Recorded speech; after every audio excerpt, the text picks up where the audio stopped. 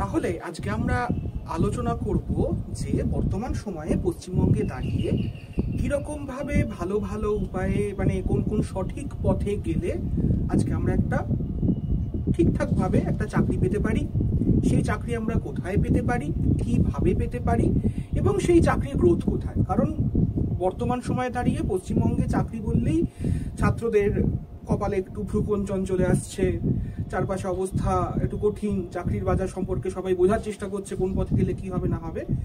তো এই পরিস্থিতিতে দাঁড়িয়ে আমরা আলোচনা করতে চাই, স্টেপ বাই স্টেপ আলোচনা করব কি কোন পথে গেলে কোথায় চাকরি আছে ইত্যাদি। তো প্রথমেই যেটা বুঝতে হবে সেটা হচ্ছে যে বর্তমান সময়ে দাঁড়িয়ে পশ্চিমবঙ্গে কোথায় চাকরি পাওয়া যেতে পারে, চাকরির খোলা রাস্তাগুলো কিরকম কিরকম আছে। তো আমরা ধরে নিতে পারি যে এটা গোটা পশ্চিমবঙ্গের এখন চাকরি সিচুয়েশন, এত এত এত এত এত কিছু চাকরি এখন বর্তমান সময় আছে। খুব ভালো কথা। তো যদি আমরা এটাকে দুটো ভাগে ইনিশিয়ালি ভাগ করি তাহলে এটা এখন 40%, এটা ধরে নাও 40%, এটা 60%, এরকম দুটো সেক্টরে, ইনিশিয়াল সেক্টরে আমরা ভাগ করছি, দুটো সেক্টরে চাকরি দুটো বিভক্ত। ঠিক আছে, এই 40%-এর মধ্যে কি আছে? এই 40%-এর মধ্যে আছে স্পেশালাইজ যে সমস্ত ফিল্ডে আমরা চাকরি করতে পারি। কোনো ছাত্রছাত্রী এমবিবিএস পড়েছে, ডেফিনেটলি সে তাহলে এখানে ডাক্তার হবে। ঠিক আছে, সে ডাক্তারি পড়ার জন্যই পড়েছে, এমবিবিএস পড়েছে, এমডি করতে পারে। কেউ এখানে নার্সিং পড়েছে, কেউ এখানে হোটেল ম্যানেজমেন্ট পড়েছে, কেউ নর্মাল জিনিস পড়ে এখন বর্তমান সময়ে দাঁড়িয়ে টিচার হওয়ার চেষ্টা করছে। ইকোনমিক্স কমার্সের দিকে গিয়ে তারা কেউ চার্টার্ড অ্যাকাউন্ট, হ্যানত্যান ইত্যাদি, ব্যাংকিং, সেম এই দুটো জায়গা থেকে আসবে। তো এইরকম স্পেশালাইজ ফিল্ডে পড়ে ডেফিনেটলি স্পেশালাইজড ভাবে চাকরি পাওয়ার যে সমস্ত ফিল্ড আছে, যা হ্যাঁ আমি ডাক্তারি নিয়েই পড়েছি তাহলে আমি ডাক্তার হব, বা আমি নার্সিং নিয়ে পড়েছি তাহলে আমি নার্স হব, বা অন্যান্য যে সমস্ত স্পেশালাইজড সেক্টর আছে সেখানে সেসব নিয়ে পড়লে আমরা চাকরি পেতে পারি। সেটা তো সবাই মোটামুটি একটা ধারণা আমাদের আছে। এবারে এই এখন 40%টা নিয়ে এখন বহু জনের এখন আমাদের চিন্তা ভাবনার মধ্যে, মাথার মধ্যে এখন চারপাশের পরিস্থিতি আমরা জানি, কঠিন পরিস্থিতি, চাকরি পাওয়া যাচ্ছে না, রিক্রুটমেন্ট বন্ধ হয়ে আসছে সরকারি বহু জায়গায়। তাহলে একটা ব্রড ওয়েতে তাহলে কোথায় একদমই কি চাকরি নেই আমাদের, কি তাহলে একদম সেই কঠিন মানে আমাদের তাহলে পরিবার চলবে কি করে, আমাদের এমপ্লয়মেন্টটা চলবে কি করে? এই এমন অবস্থায় দাঁড়িয়ে বহু ছাত্রছাত্রী বা আমাদের এক্সপ্লোর করতে হবে যে বর্তমান সময়ে দাঁড়িয়ে এই 60%টা তাহলে কোথায়, এটা কি আমরা কি এক্সপ্লোর করতে পারি, তারপর এটা এই জায়গায় যেতে গেলে কোথায় কি কি আমাদের পড়াশোনা করতে হবে বা কিভাবে যাওয়া সম্ভব। এবারে এই যে মেজর 60%টা রয়েছে তার একটা বড় সেক্টর বা সংখ্যাগরিষ্ঠ এরিয়া, প্রায় ওটাই ওই মানে ওই পার্টিকুলার এরিয়াটাই প্রায় গোটা এখানে জায়গাটাকে ওরা কভার করে রেখেছে। সেটার একটা মেইন জায়গা হচ্ছে আইটি অ্যান্ড আইটিএস। ঠিক আছে, এই আইটি এবং আইটিএস হচ্ছে একটা মহাসমুদ্র, যেখানে এখনো বর্তমান সময়ে দাঁড়িয়ে রিক্রুটমেন্ট হচ্ছে, চাকরি পাওয়া যাচ্ছে। যদি আমি সেই চাকরিটা পেয়ে নিজের যোগ্যতা বলেন সেটাকে যদি আমি কন্টিনিউ করি তাহলে গ্রোথ আছে। অনেকক্ষণ একটা বেশ গুরুগম্ভীর ব্যাপার হওয়ার পরে একটা বেশ আমরা একটা আলো পেয়েছি যে না, এখনো একটা বড় জায়গা রয়েছে যেগুলোতে আমরা এক্সপ্লোর করতে পারবো, যে সেই জায়গাতে আমরা চাকরিটা কি করে পেতে পারি। খুব ভালো কথা। তাহলে এখন আমরা মোটামুটি আইডিয়া হয়ে গেছে যে স্পেশালাইজেশনের চাকরি কিরকম কি হতে পারে, এটা এখন তাহলে চলে গেল আমাদের সামনে থেকে। আমরা এখন তাহলে এই পুরো ব্যাপারটাকে সেন্টার, এই সেক্টরটাকে আমরা কি করে কভার আপ করবো সেইটাকে আমরা বোঝার চেষ্টা করব, এবং সেইখানে আমরা যাব কিভাবে সেটা আমরা বোঝার চেষ্টা করব। তাহলে এখন আমাদের মেন টার্গেট হচ্ছে একটা, যে এই একটা যে সেক্টর আমরা এক্সপ্লোর করার কথা শুরু করলাম, আইটি অ্যান্ড আইটিএস, সেখানে কি হয়, সেখানে কি করে ঢোকা যাবে, সেখানে চাকরি পাওয়ার কি কি যোগ্যতা আছে, এগুলো আমাদেরকে বুঝতে হবে। প্রথমে একটা কথা বলে আমি শুরু করলাম, এই আইটি এবং আইটিএস হলো একটা মহাসমুদ্র। চাকরি পাওয়ার কিছু মানসিক প্রস্তুতি থাকে, সেই মেন্টাল সেটআপটা যদি আমাদের মাথার মধ্যে না তৈরি হয় না, তাহলে আমাদের যতই মেধা থাকুক, আমরা পড়াশোনা করছি, সামহাও আমরা সেটাকে ক্লিক করতে পারবো না। যদি আমরা স্ট্র্যাটেজি আমাদের ঠিক না থাকে তাহলে সেই সমস্ত জায়গাতে আমাদের ক্লিক করা অত্যন্ত কঠিন। তো ইনিশিয়ালি এটা দেখেই যখনই এটা বুঝতে পারছে সবাই আইটি এন্ড আইটিএস, তথ্য প্রযুক্তি, ইনফরমেশন টেকনোলজি, সবাই বুঝতে পারছে ও তাহলে তো হয়তো ইঞ্জিনিয়ারিং হ্যান ত্যান এই দিকেই চলে যাবে। হ্যাঁ, ডেফিনেটলি এটার একটা মহাসমুদ্রের মধ্যে একটা তার বড় পার্ট হচ্ছে ইঞ্জিনিয়ারিং পার্ট, সেটা আমি পরে আসছি। কিন্তু প্রথমেই আমাদের যেটা মনে রাখতে হবে যে মেন্টাল সেটআপে আমরা যখন একটা মাছ যখন সমুদ্রে প্রবেশ করে, সেই সমুদ্র তখনই তার ঠিকানা হয়ে উঠবে যে যখন সেই নতুন প্রবেশ করা মাছটি বাকি 10টা মাছের মতো মাছেদের মধ্যে নিজেকে মিশিয়ে নিতে পারবে।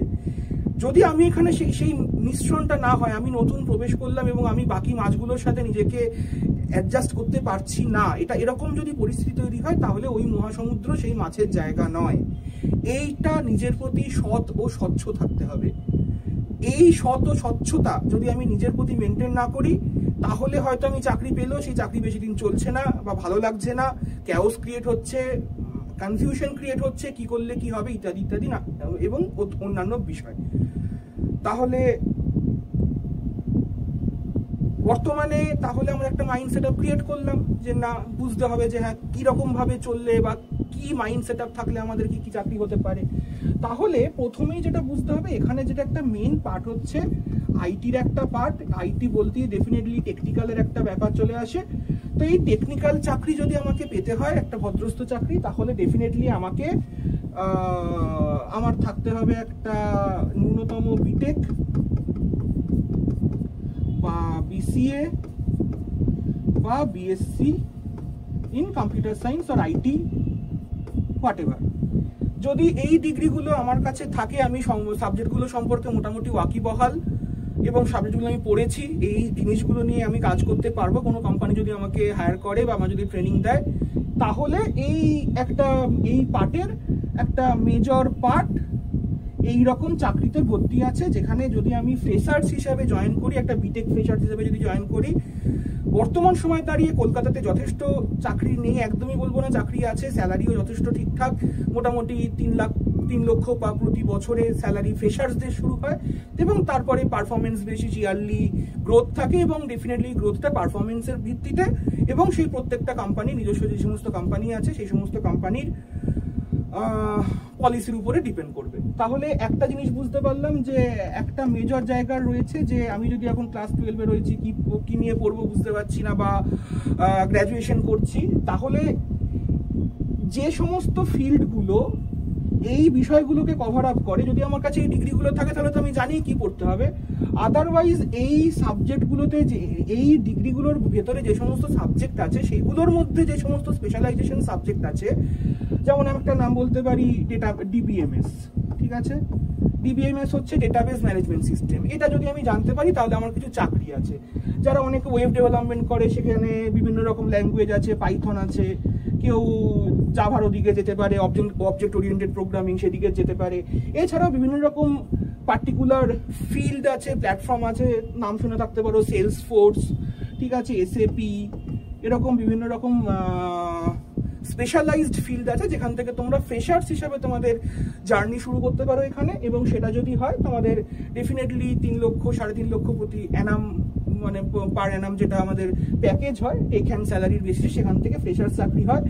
বিসিএ বিএসসির হলে হয়তো স্টার্টআপের ওই ডিগ্রিটা, মানে যেহেতু বিটেকের ওয়েটেজটাকে বেশি ক্যারি করে, এখানে হয়তো প্যাকেজটা একটু কম হতে পারে, বাট স্টিল মোটামুটি কম বেশি। তো ডেফিনেটলি যদি আমরা এই বিষয়গুলোকে কভার আপ করি, তাহলে আমার আইটিতে একটা টেকনিক্যাল চাকরি পাওয়ার ভালো রকম সম্ভাবনা থাকছে, যেখান থেকে গ্রোথ আছে, ভালো রকম গ্রোথ আছে, এবং যেটা যদি আমরা কন্টিনিউ করি, ডেফিনেটলি একটা স্টেবল কেরিয়ারের কথা বিভিন্ন এই কঠিন সময়ের মধ্যেও একটা আশা দেখা যায়। যদি আমি সেটাকে কন্টিনিউ করি, তাহলে একটা সেভাবে চলতে পারলে একটা বেটার কেরিয়ার করার তৈরি আছে। তারপরে তো আপ স্কিল করা, যদি আমি ফার্দার আমার কাছে সেই সম্ভাবনা আছে নাকি মাস্টার ডিগ্রি করার, সেগুলোকে এক্সপ্লোর করা, সেই পাথগুলো তো আছে। কিন্তু আমি একদম ইনিশিয়াল শুরুর দিকটা থেকে আলোচনা করার চেষ্টা করছি, যে শুরুটা কি করে করব। তাহলে একটা পার্ট আমরা এখানে করতে পারলাম, যে এখানে বেসিক্যালি টেক চাকরিগুলো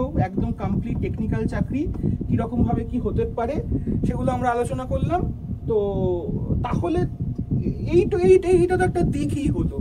তো দিঘি আমরা তো তাহলে শুরু করেছিলাম মহাসমুদ্র দিয়ে, তাহলে মহাসমুদ্রা দিঘি কম্পেয়ার হচ্ছে না তো ব্যাপারটা। এই ব্যাপারটা না হয় বুঝলাম যে হ্যাঁ এই সমস্ত টেকনিক্যাল ডিগ্রি থাকলে বা যদি সেই সমস্ত টেকনিক্যাল ডিগ্রির মধ্যে যে স্পেশালাইজড যে সমস্ত সাবজেক্টগুলো আছে সেগুলোকে যদি আমরা কভার আপ করতে পারি তাহলে আমরা এই বিষয়টাকে আমরা এখানে শুরু করতে পারবো। খুব ভালো কথা। তাহলে বাকি পার্টটা কোথায়? মাছেরা তো অনেক রকমের হতে পারে, সবাই তো টেকনিক্যালের দিকে যাবে নাই, হতে পারে তাদের অন্য কিছু হতে পারে। তখনই একটা এক্সপ্লোরের জায়গা আসছে যেগুলোকে আমরা বিপিও, কেপিও, বিপিএস সেক্টর বলি। ঠিক আছে, এটা একটা এই টেকনিক্যালের বাইরে এখন আমরা একটা নতুন ফিল্ডকে বোঝার চেষ্টা করছি। সেই পার্টিকুলার ফিল্ডে আমরা চাকরি করে পেতে পারি, সেই চাকরির স্যালারি কিরকম হতে পারে, কিরকম কি গ্রোথ আছে, ইত্যাদি ইত্যাদি। তাহলে এই নামগুলোর সাথে মোটামুটি কয়েকজন পরিচিত হতে পারেন, কয়েকজন না পরিচিত হতে পারেন। বিষয়টা হচ্ছে যে যখন আমরা কেরিয়ার বিল্ড আপ করতে হবে, শুরু করতে হবে, বানাতে হবে, একটা কিক চাই আমাদের কেরিয়ারে, তখন আমাদের চারপাশে বহু রকমের স্টিরিওটাইপ কাজ করে। যে স্টিরিওটাইপগুলো কাজ করে বলে আমরা হয়তো আমাদের কেরিয়ারটাকে পারফেক্ট ওয়েতে কিক করতে আমাদের অনেক ডিলে হয়ে যায়, তাতে আমাদের গ্রোথে অনেক সমস্যা হয়। চারপাশে একটা খুব হেজিটেশন অনেকজনের মধ্যে কাজ করে যে ও বিপিও কেপিও তাহলে কি কল সেন্টারের চাকরি, ধুর ওই সমস্ত চাকরি একদমই ভালো হয় না, এরকম একটা স্টিরিওটাইপ চিন্তা ভাবনা আলোচনা চারপাশে শোনা যায়। কিন্তু আমার যেটা ব্যক্তিগত অভিমত যে যারা এটা বলেন তারা হয়তো এই পার্টিকুলার সেক্টরটাকে কমপ্লিটলি ডিপ ওয়েতে ইন ডেপথ তারা হয়তো এক্সপ্লোর করছেন না। কারণ এই সেক্টরের মধ্যে কাজ কি হয় সেটা যদি আমাদেরকে বুঝতে হয়, এখানে কাজ কি হয়। প্রত্যেকটা এমএনসি, বড় বড় এমএনসি যেগুলোর নাম আপনারা শোনেন, যে সমস্ত কোম্পানিগুলো বড় বড় কলেজগুলোতে ক্যাম্পাসিং করে, ঠিক আছে, আমি নাম নিচ্ছি কিছু বড় company like TCS, CTS, Amazon, Apple, Google, প্রত্যেকটা কোম্পানির নিজস্ব এই বিপিও কেপিও এই ধরনের সেক্টরগুলো থাকে। এবং এই সেক্টরগুলোর কাজ হচ্ছে এই সমস্ত কোম্পানি যেগুলো যেখানে কাজ করবে তাদের যারা ক্লায়েন্ট, সেটা B2B হতে পারে। B2B ইন দ্য সেন্স হচ্ছে তোমরা নাম শুনতে পারো, B2B মানে হচ্ছে বিজনেস টু বিজনেস মডেল, আর একটা হচ্ছে B2C মানে হচ্ছে বিজনেস টু কাস্টমার মডেল। সাধারণত কর্পোরেটের যে মতো এই সমস্ত জায়গায় দু ধরনের ডিল হয়ে থাকে, যেখানে বিজনেস টু বিজনেস ডিল হয় অথবা বিজনেস টু কাস্টমার ডিল হয়। বিজনেস টু কাস্টমার ডিলের সব থেকে সহজ উদাহরণ হচ্ছে ব্যাংক। সেখানে ব্যাংকও নিজের বিজনেস ক্রিয়েট করছে সরাসরি কাস্টমারের থ্রু। আবার বিভিন্ন রকম কোম্পানির মধ্যে টাই আপের মধ্যে বিজনেস টু বিজনেস ডিলগুলো হয়ে থাকতে পারে। তো এই যে আমরা যে বিপিও কেপিও যে বড় বড় কোম্পানি যে সেক্টরগুলোতে রয়েছে, সেখানে যারা এমপ্লয়মেন্টটা পান, যাদের শুরু হচ্ছে কর্মজীবনটা, তাদের হয়তো এই সমস্ত টেকনিক্যাল নলেজ নেই, কিন্তু তারাও এই মহাসমুদ্রটাতে এই যে পার্টটা রয়েছে সেখানে তারা কর্মজীবন শুরু করতে পারেন। এবং তাদের কাজটা কি হবে, এই যে সমস্ত কোম্পানিতে আপনি চাকরি পাচ্ছেন, আমরা চাকরি করতে যাচ্ছি, সেই তাদের যারা ক্লায়েন্ট, তাদের যে সমস্ত টেকনিক্যাল সমস্যা হচ্ছে বা প্রোডাক্ট রিলেটেড সমস্যা হচ্ছে, হোয়াট এভার, সেগুলোকে আপনাকে ভায়া কল, মুখের ভাষায় অথবা ভায়া লিখিত লেখার ভাষায় সেই প্রবলেমগুলোকে সমাধান করতে হবে, কাস্টমার ডিলিং করতে হবে, একটা ফাংশনাল ওয়ার্ক। ঠিক আছে, এইটুকু যদি আমি করতে পারি তাহলেই কিন্তু আমি এই পার্টিকুলার সেক্টরটাতে আমি চাকরিতে ঢুকতে পারবো। এবারে কাস্টমার, আবারও বলছি, অনেক রকমের স্টিরিওটাইপ কথাবার্তা চারপাশে হয়। হ্যাঁ, অনেক সময় কি হয়, এই B2C এর ক্ষেত্রে একটা সার্টেন পার্সেন্টেজ চাকরি হতে পারে সেলসের চাকরি।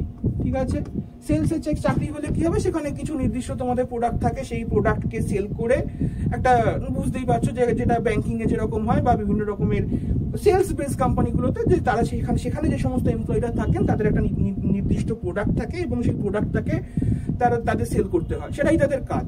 এটা একটা ফিল্ড হতে পারে। অথবা আমি যে পার্টিকুলার ফিল্ডটাকে নিয়ে কথা বলছি, যে এখানে কি হয়, তাদের সাধারণত জব ডেজিগনেশন যেটা হয় সেটা হচ্ছে CSA, মেজরিটি এটাই নাম হয়। তাছাড়া বিভিন্ন কোম্পানির ক্ষেত্রে বিভিন্ন রকমের নাম হয়। এটার ফুল ফর্ম হচ্ছে কাস্টমার সার্ভিস অ্যাসোসিয়েট। ওই যে বললাম, আমাদের যারা ক্লায়েন্ট হবে তাদের যে সমস্ত সমস্যা হবে, সেটা টেকনিক্যাল সমস্যা হতে পারে বা প্রোডাক্ট রিলেটেড সমস্যা হতে পারে, কি রকম সমস্যা হতে পারে সেটা আমার ট্রেনিংয়ে অলরেডি আমাকে বলে দেওয়া হয়েছে।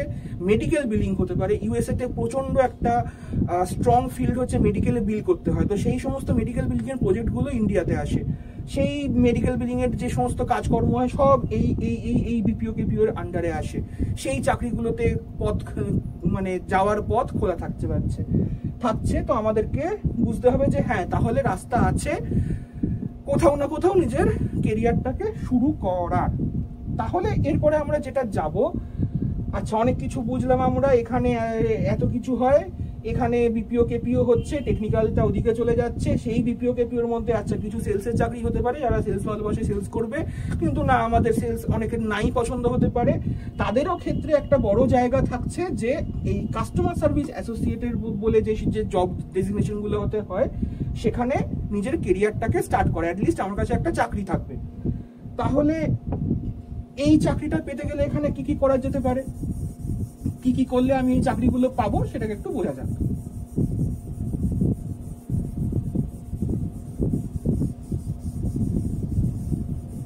তাহলে আমরা প্রথমে যখন একটা মহাসমুদ্রকে নিয়ে আলোচনা করলাম, আলোচনাটা করতে করতে আমরা কিন্তু একটা বেসিক ফিল্টার লাগিয়ে একটা জায়গাকে, একটা পার্টিকুলার এরিয়াকে নিয়ে কালচার করতে হবে, বুঝতে পারছি যে বিষয়টাকে পার্টিকুলারলি কালচার করলে আমরা বেটার কিছু পেতে পারি। ঠিক আছে, সেই বেটার কিছু পেতে গেলে কি করতে হবে, বা আমরা তাহলে এখন আমাদের মহাসমুদ্র থেকে ফিল্টার লাগিয়ে যে জায়গাটা এসেছে, সেটা কোন জায়গাটা এসেছে? সেই জায়গাটা এসেছে CSA, কাস্টমার সার্ভিস অ্যাসোসিয়েট। এটা নাকি এই বিপিও কেপিও বিপিএস, যেটা আইটির একটা বড় পার্ট, আইটি এবং আইটিএস এর একটা বড় পার্ট, সেখানে আমরা চাকরিতে কি করে ঢুকবো সেটা আমরা বোঝার চেষ্টা করছি। দুটো কি পয়েন্ট লাগবে এই চাকরিটা ক্র্যাক করার জন্য। ঠিক আছে, সেই দুটো কি পয়েন্টের মধ্যে, দুটো পয়েন্ট মানে দুটোই, আমি 3 নাম্বার পয়েন্ট বলবো না। তাহলে প্রথম পয়েন্টটা কি? এক হচ্ছে গুড স্পোকেন ইংলিশ।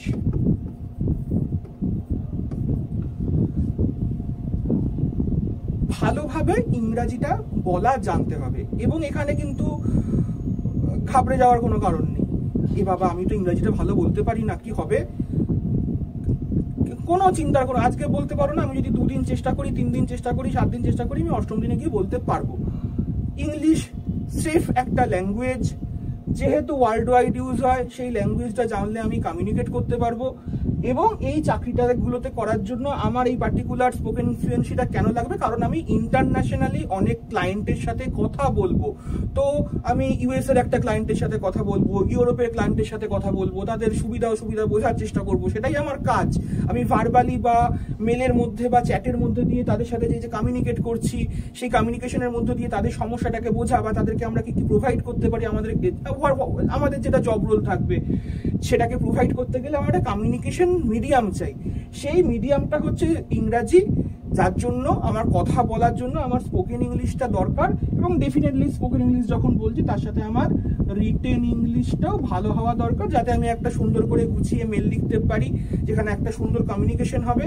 তো এটা হচ্ছে প্রথম কি পয়েন্ট, যে কি পয়েন্টটাকে মেনটেন করতেই হবে যদি আমাকে এই পার্টিকুলার ফিল্ডে চাকরি পেতে হয়। যদি না করতে পারি, তাহলেও একদম 100% রাস্তা বন্ধ হচ্ছে না।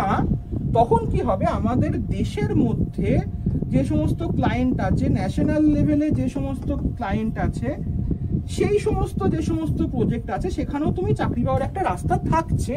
কিন্তু ডেফিনেটলি এইটাতে পে স্কেল কম হবে, এটাতে পে স্কেল অনেক বেশি হবে। যখন আমি ইন্টারন্যাশনাল ক্লায়েন্ট যখন আমি ডিল করব, তখনই আমার বেতন বেশি হবে, স্যালারি বেশি হবে, এখানে বেতন আমার কম হবে, মানে স্টার্টিং টাইমে বলছি। খুব ভালো কথা, তাহলে এটা হলো। তাহলে একটা তো পয়েন্ট আমি বুঝলাম যে কমিউনিকেশন, সেটা ইংরাজি হতে হবে, তাহলে আমার একটু শক্তপোক্ত পোস্ট নিয়ে আমি যেতে পারি। তাহলে আরেকটা 2 নাম্বার মেজর পয়েন্টটা কি? 2 নাম্বার মেজর পয়েন্টটা কি আছে? একটু মুছে এখানটা করা যেতে পারে। 2 নাম্বার পয়েন্টটা হচ্ছে মাইক্রোসফট অফিস। এই মাইক্রোসফট অফিস 2 নাম্বার জিনিস এবং 1 নাম্বার জিনিস স্পোকেন ইংলিশ। এই দুটো টপিক যদি আমি আয়ত্ত করতে পেরে যাই, ঠিক আছে, মাইক্রোসফট অফিসের মধ্যে কি কি আছে আমি খুব ভালো পরে আরো ডিটেলে আসছি। এই দুটো জিনিস যদি আমি আয়ত্ত করতে পেরে যাই, আমি প্রতি 1 সপ্তাহে অ্যাটলিস্ট 3 থেকে 4টে কোম্পানিতে ইন্টারভিউ দিতে যেতে পারবো এবং এই রকম সেলসের চাকরি ব্যতীত এরকম একটা কাস্টমার সার্ভিস অ্যাসোসিয়েটে আমার চাকরি হতে পারে, যেখানে কলকাতা বা পশ্চিমবঙ্গে যার যদি আমি একটু মিড লেভেল কোম্পানিতে যাই, মানে গ্রোথের দিক থেকে মিড লেভেল, সেখানে আমার স্টার্টিং স্যালারি হতে পারে মান্থলি 13K টু 16K। আর যদি আমি একটু টপ লেভেল এমএনসিতে যাই তাহলে সেটা 17K এর মানে গ্রেটার দেন, ঠিক আছে, এটার বেশি থাকবে, সেটা বেশি হয়ে 22-23 অব্দিও স্টার্টিং লেভেলেই হতে পারে। মানে একদম ফ্রেশার্সই একদম এই স্যালারি এই 22-23 এরকম ড্র করছে, ইট ইজ পসিবল। আমি যে কথাটা বললাম এরকম চাকরি আছে, এটাকে আমি যাচাই কি করে করবো? এই হাওয়ায় চাকরি করি দেখতে পাচ্ছি না তো, প্রতিদিন পেপারে খুলি নেই তো। সিম্পল ব্যাপার, আপনি গুগলে যান, গুগলে গিয়ে 20,000 job 20K salary jobs in Kolkata বলে সার্চ করুন। আমি লিখে দিচ্ছি, যদি 30টার মধ্যে প্রায় 20টা চাকরির যে সমস্ত জব পোস্টিং আসে গুগলে, সেগুলো আপনি এই ধরনের চাকরিগুলো পাবেন কোনো না কোনো এমএনসিতে, বড় বড় এমএনসিতে। তো কি জানলে আমি তাহলে এটা পেতে পারি? আরো একবার স্পোকেন ইংলিশ এবং মাইক্রোসফট অফিস। মাইক্রোসফট অফিসের মধ্যে স্পেশালাইজেশন কি আছে? ডেফিনেটলি এক্সেল আছে। এক্সেল খুব ইম্পর্টেন্ট। মাইক্রোসফট এক্সেল যদি আমি শিখে যাই, সেটা আমার কর্মজীবনে সারা মানে একদম টিল দ্য এন্ড আমার সেটা সঙ্গী হয়ে থাকবে। কারণ আমরা যাই করি সারা দিনে সেটার একটা অর্গানাইজড ওয়েতে সেটাকে রাখার জন্য ডেফিনেটলি সবসময় আমাদেরকে এক্সেল মেনটেন করতে হয়। তাছাড়া তার সাথে একই রকম অ্যাড অন হবে পিপিটি বানানোর জন্য মাইক্রোসফট পাওয়ার পয়েন্ট, ঠিক আছে। অনেকেই জানো মোটামুটি ছোটবেলায় আমরা মোটামুটি পিপিটি বানিয়েছি। এখন বিভিন্ন রকমের টুল চলে এসছে, এআই বাড়ছে, তো টুল ইউজ করে অনেকে এই সমস্ত তৈরি করছে। যেখান থেকে খুশি মোদ্দা কথা, মাইক্রোসফট অফিস যে কি বলবো যে সার্ভিসগুলো টুয়ার্ডস ইউজার দিতে পারে, সেগুলোতে আমাদের একটু এক্সপার্ট হতে হবে। আমাদের এক্সেলটা ভালো করে বুঝতে হবে। এক্সেলের প্রচুর ফাংশন আছে, ঠিক আছে। আপনারা ডেফিনেটলি যদি বিদ্যাস্তরীতেই যান, ইউটিউবেই যান, সেখানে এক্সেল রিলেটেড প্রচুর ভিডিও আছে, যেগুলো সম্পূর্ণরূপে ইউটিউবে অলরেডি আপলোডেড। আপনি এমনি নর্মালি বসে দেখতে পারেন যখন খুশি। সেগুলো দেখলে বুঝতে পারবেন যে মাইক্রোসফট এক্সেলের প্রচুর ফিচার আছে, যেগুলো সম্পর্কে আমরা অনেক রকমভাবে ডেটাকে নিয়ে কাজ করতে পারি। তো সেইটাকে আমি শিখি, সেটাকে যদি আমি একটু এক্সপার্ট হয়ে যাই, আমি একটা ভালো পাওয়ার পয়েন্ট বানাতে পারি। মোদ্দা কথা, দিনের শেষে আমি মাইক্রোসফট অফিসে এক্সপার্ট হয়ে গেছি, আমি ভালো এক্সেল জানি, আমি ব্যালেন্স শিট বানাতে পারবো, মোটামুটি টেবিলড অর্গানাইজড ওয়েতে আমি সমস্ত কিছু রাখতে পারছি, আমি পাওয়ার পয়েন্টে পিপিটি বানাতে পারছি, এবং ডেফিনেটলি ইংলিশ স্ট্রং হয়ে গেছে এখন আমি ইংরাজিতে একে অপরের সাথে কমিউনিকেট করতে পারবো, ক্লায়েন্টের সাথে কমিউনিকেট করতে পারবো। এইটুকু মেনটেন হয়ে গেলেই আমার তাহলে এই চাকরিগুলোর পথ খুলে যাচ্ছে, যেখান থেকে আমি আমার কেরিয়ার স্টার্ট করতে পারি, এবং এখান থেকে ডেফিনেটলি ইয়ারলি গ্রোথ আছে। হ্যাঁ, তবে হ্যাঁ, আমরা একদম প্রথমে যেখান থেকে মহাসমুদ্র দিয়ে শুরু করেছিলাম পুরো বিষয়টাকে, হ্যাঁ, একদম যে টেক লেভেলের যে সমস্ত চাকরিগুলো আছে, ডেফিনেটলি এখানে যে গ্রোথ পাওয়া যায়, সেই একই গ্রোথ কি এই কেপিও সেক্টরে পাওয়া যাবে? না, ডেফিনেটলি সেটা নয়। কারণ আমার কথা এতক্ষণ আমরা অনেক কিছু পয়েন্ট নিয়ে আলোচনা করলাম, সেগুলো শোনার পরে অলরেডি বোঝা যাচ্ছে যে টেক ফিল্ডে যাওয়ার জন্য আমি যে সমস্ত স্কিল শিখছি সেগুলো অনেকটা আপগ্রেডেড স্কিল। লাইক ওই যে আলোচনা করলাম ডেটাবেস ম্যানেজমেন্ট সিস্টেম, ল্যাঙ্গুয়েজ শিখছি পাইথন, জাভা, সি, বর্তমানে অন্যান্য আরো অ্যাডভান্স আছে। তো ডেফিনেটলি তার জন্য ছেলেমেয়েরা হয়তো কম্পিউটার সায়েন্স ইঞ্জিনিয়ারিং বিটেক পড়ছে, বিসিএ পড়ছে, কম্পিউটার সায়েন্স নিয়ে তারা নর্মালি অনেক কালচার করছে, তো ডেফিনেটলি সেই আপ স্কিলের ওয়েতে সেই স্কিলগুলো তারা শিখেছে বলে তারা এগুলোকে ক্র্যাক করতে পারছে। ডেফিনেটলি এটার পারফরমেন্সের ভিত্তিতে এটার যে গ্রোথ সেটা অনেক বেশি। কিন্তু এইখানে হয়তো এই জায়গায় ওই কম্পিটিশনে হয়তো গ্রোথ নেই, কিন্তু তাই বলে এটা নয় যে কিছুই হবে না। মোটামুটি আমরা বোঝার চেষ্টা করি, একটা ছেলে বা একটা মেয়ে এই আমাদের সাথে আলোচনা করার পরে এইগুলো একটু মোটামুটি শিখে, ধরুন কোনো একটা এমএনসিতে তিনি তার এমপ্লয়মেন্ট শুরু করলেন, তার প্রথম ফ্রেশার্স স্যালারি ছিল 17K, এটা হচ্ছে তার প্রথম টেক হ্যান্ড স্যালারি। তাহলে তিনি যদি একটু মন দিয়ে 2 বা 3 বছর এই ফিল্ডে কাজ করেন, তাহলে এইটা আপগ্রেড হয়ে 3 বছর পরে 30K হতেই পারে, হচ্ছে কলকাতার বুকেই হচ্ছে। তো অনেক কিছু তথ্য আজকে আমরা নতুন জানতে পারলাম, যে হ্যাঁ গতকাল অবধিও যখন আমরা জানতাম যে ভাবছিলাম যে কোথায় কোথায় চাকরি পেতে পারি, কি কি হতে পারে, সেসব নিয়ে আমাদের প্রচন্ড মাথা ব্যথা। সেই মাথা ব্যথার মধ্যে একটু তরতাজা হাওয়া নিয়ে আমরা কিছু ইনফরমেশন আরো কাল্টিভেট করছি, যে না বর্তমান সময়ে দাঁড়িয়ে আরো কিছু স্পেশালাইজড ফিল্ড আছে যেখানে আমরা চাকরিটা পেতে পারি, যেখানে মান্থলি একটা আমাদের সিকিউরড স্যালারি থাকতে পারে। তো সেই পুরো বিষয়টা হচ্ছে এটা। তো মোটামুটি আমরা কভার আপ করতে একটা নতুন পথ আলোচনা করলাম, যে ওই আইটি এবং আইটিএস এর যে মহাসমুদ্র যে আছে, সেখানে আমরা কোন কোন পথে কোন কোন দিকে যেতে পারি। তারপরে দেখা যাক আরেকটা নতুন চ্যালেঞ্জ নেওয়া যাক। তাহলে আমরা যারা আমাদের যাদের আর্জেন্সি রয়েছে, মোটামুটি আমি ইংরাজিটা জানি, তাহলে এই দুটো পয়েন্টকে একটু ঘষা মাজা করে তাহলে লেগে পড়া যাক। আমি কথা দিচ্ছি 4-5টা ইন্টারভিউ দিলে 2টো ইন্টারভিউর অফার লেটার আপনার হাতে থাকবে। তখন তো we are the decision maker, আমরা কিরকম ভাবে আমাদের কেরিয়ারটাকে চালাবো। আপাতত এটুকুই, তাহলে একটা নতুন পথ খোলা গেল, সেগুলো নিয়ে ভাবনা চিন্তা করা যাক, একটু এক্সেলের ভিডিও দেখা যাক। আর তাছাড়া যদি আপনাদের কোনো রকম কিছু জিজ্ঞাসা থাকে আপনারা জানাতে পারেন, আমরা চেষ্টা করব সেগুলোকে আস্তে আস্তে নালিফাই করার, একটা সহজবোধ্য পথ খুঁজে বের করার, যে পথের মধ্য দিয়ে গেলে আমাদের কেরিয়ারটা স্টেবল হতে পারে। কলকাতায় অনেক সমস্যা, পশ্চিমবঙ্গে অনেক সমস্যা, সেই সমস্যার মধ্য দিয়ে আমরা যাচ্ছি, একদম সঠিক কথা। সেই হাজারো একটা সমস্যার মধ্য দিয়ে যে সমস্ত টর্চের আলো আমরা দেখতে পাচ্ছি, সেই টর্চের আলো গিয়ে বেয়ে গেলে কিছু একটা আমাদের জীবনে কেরিয়ারে হতে পারে, সেই বিষয়গুলোকে নিয়ে আমরা বোঝার চেষ্টা করলাম। দেখা যাক তারপরে একবার অন্য টপিকে অন্য কিছু নিয়ে পরে একদিন দেখা হচ্ছে। টাটা।